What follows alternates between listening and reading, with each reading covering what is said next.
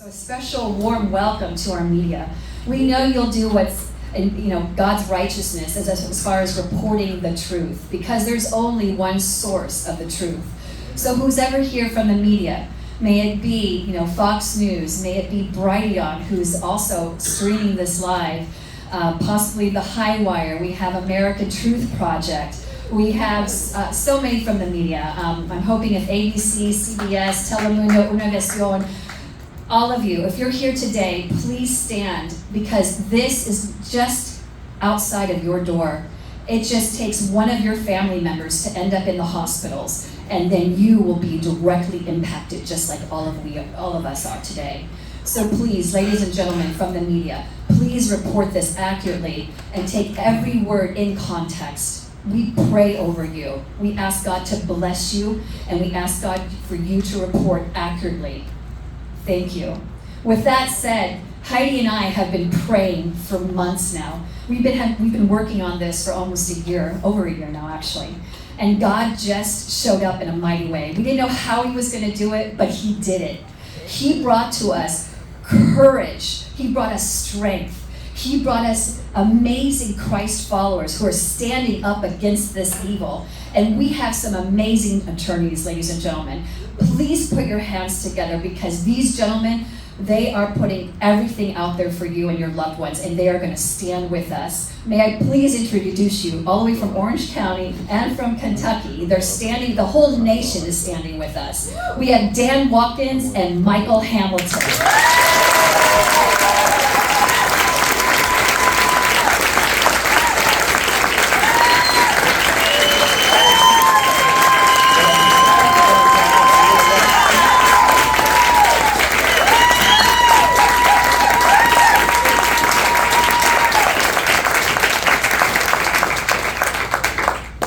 Good morning. Thanks for having us today. I'm Dan Watkins, Michael Hamilton. Michael's going to speak to you in a minute. But I am very, very pleased to announce that this morning we filed 3 complaints on behalf of 14 Fresno area families who lost loved ones at the hands of those healthcare providers who used Remdesivir to treat COVID. The Remdesivir killed their loved ones, and we're filing a lawsuit to seek redress for those wrongs. The 3 hospitals that we filed against are Clovis Community Medical Center, Community Regional Medical Center, and St. Agnes Medical Center. And there are several healthcare providers, individuals associated with the care that are also going to be named in the lawsuit, have not been yet. And we're doing that to make sure they're held accountable for what they did. The claims are based in 2 basic concepts, pretty simple stuff, but very, very egregious and fundamentally wrong. Medical deception. Deception of the patient who becomes a decedent. Deception of the loved ones who need to have the information to make informed decisions. And then we have, beyond that, we have actual unconsented to medical care. Unbelievable in this society, in this day and age, with the trusted healthcare industry that's supposed to be doing these types of things. The 4 causes of action are the same in each complaint. We have fraudulent concealment, elder abuse, where the case might be for the age of the decedent, medical malpractice, and battery.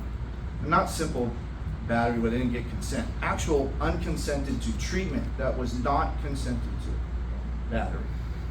In essence, we allege the defendants had information that they intentionally did not provide to the decedents or their family members. Information about the dangerous nature of Remdesivir, its history, its lack of effectiveness in prior use. Information that would have changed the decisions of those people in the hospitals had they been told. Information was held from the patients and from their family members regarding safe and effective methods of treatment for COVID. Safe over time. No problems with the care. Very efficacious. And you're going to hear all about that from our esteemed panel of experts here in a minute. They intentionally withheld that information. And in some cases, they intentionally provided Remdesivir over the objections of the decedent and their family members. And that is not an exaggeration. We have evidence of it, eyewitness testimony, and other evidence that will be presented. Beyond that, they administered this care and did all of this stuff for financial incentives. provided to them by the state and others. They withheld effective means of treatment to run Remdesivir as the only solution because of the financial incentives provided to them. You'll hear more about that from our speakers, especially Michael. Again, there's no exaggerations in these complaints. This is what happened. Medically deceived patients, their loved ones deceived, unconsented to medical care provided. It's crazy. But that's the day and age we live in now. So someone's got to stand up and push back, and that's what Michael and I are trying to do. Yeah. We're going to hold these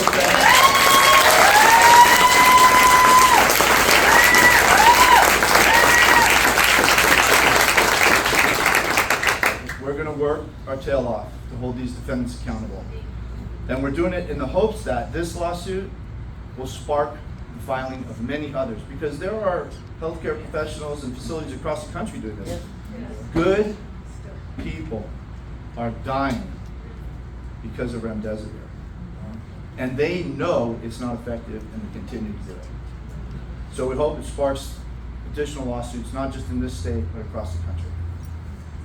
Fundamentally, personal autonomy is a right that we all have, personal autonomy in medical decisions, and that's really what's at issue here, right? And the result of that, loss of that today, or over the past, is all of these loved ones are gone. They did not need to die. I'm going to turn it over to Michael Hamilton here in a second, but I want to take a minute to thank our experts. We've got people coming from all over the country to speak to you today, to tell you about why this lawsuit needed to be filed, the problems with Remdesivir, the efficacy of really safe and effective other means of treatment. We've got Dr. Artis, Dr. Lindsay, Dr. Farella, and Dr. McCulloch. They're going to speak to you and give you all the information you need to know why these lawsuits are being filed.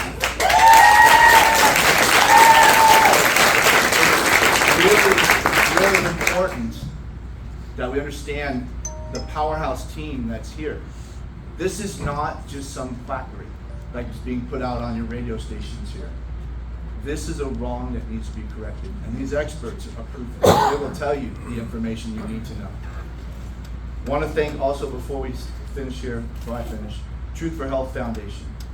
They recently committed to significant financial support for this lawsuit. They have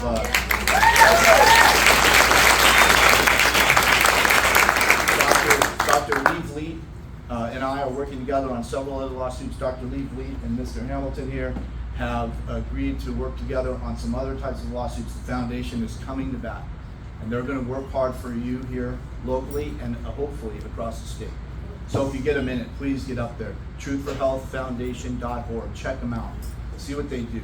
They support and fight for human rights and civil rights across the country associated with this type of stuff. They're in there helping the military, all kinds of great things. But they came to play today. We just got word of significant financial contribution for these lawsuits. So I want to thank them. And that leads me to my last point. That's from God, by the way. Dr. Vliet is an amazing God-fearing woman. And she sees the calling and the need to help. And she rallied and got it from her foundation. And God has been working here. It is not me. It is not Michael. It is not the expert that will win this case. It will be God. And we'll fight for him. Because I know you are God-fearing people. And we need him back in this fight. We need to put him at point and follow his lead. And that's what we're going to do. So with that, Michael Hamilton.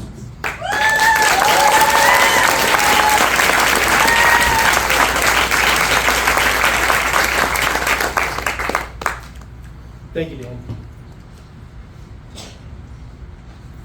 So, ladies and gentlemen, I guess by way of introduction, I will tell you that I serve as the Truth for Health Litigation Director.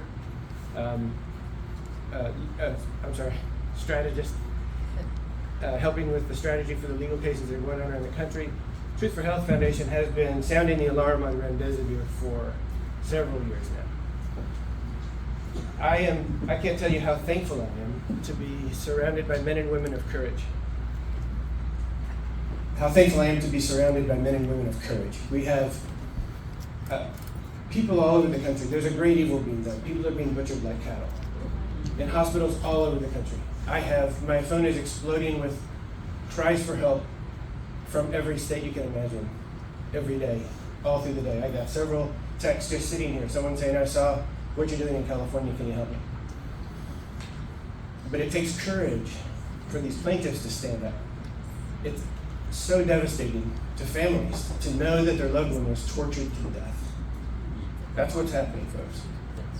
They're being tortured to death for money. And many families are so devastated that they can't take the thought of stepping into this fight. Our plaintiffs are men and women of courage. Our doctors are men and women of courage. Our experts, they have much to lose. Dan and I, targets are painted on us. We're going against a great evil. But our God is greater than that evil.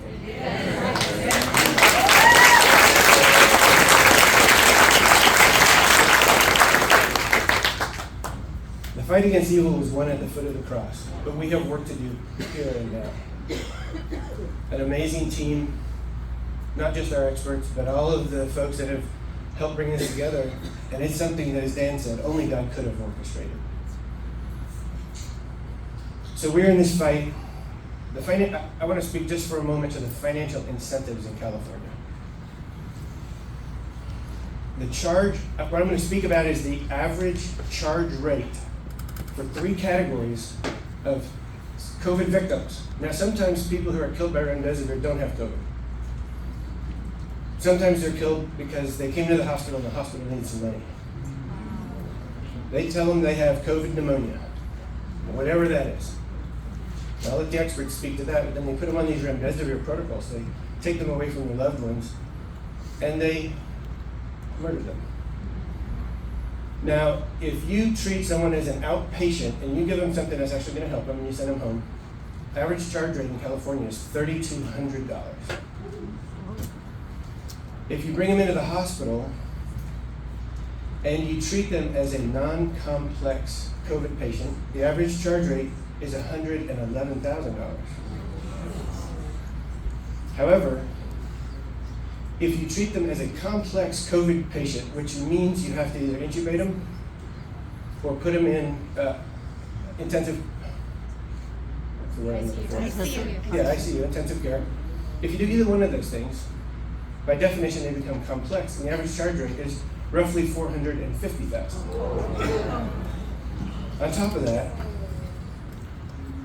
they get a bonus from the government, a code that allows them to charge a 20% extra on the entire hospital stay, which on the roughly $450,000 is an extra $90,000.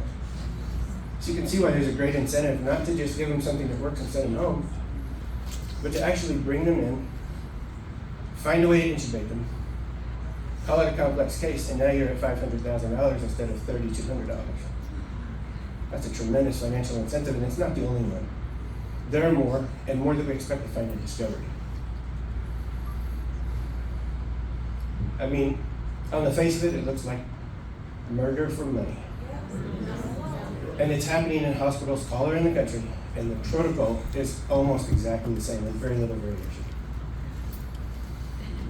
I'm proud to be surrounded by men and women of faith in this fight in Fresno, California. As Dan said, our goal is to put a stop to this. First here, and when we do, we will watch the dominoes begin to fall around the country. This fight in Fresno is going to be the shot that resonates around the world. That's our prayer.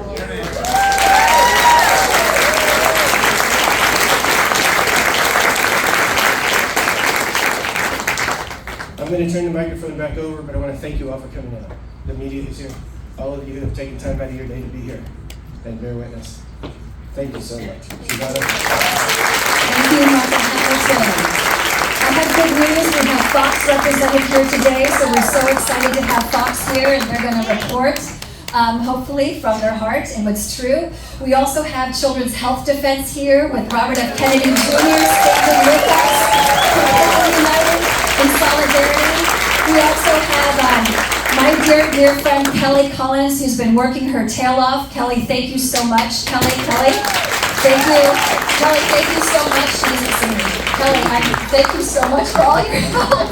She's busy working right now, so she doesn't hear the thank you.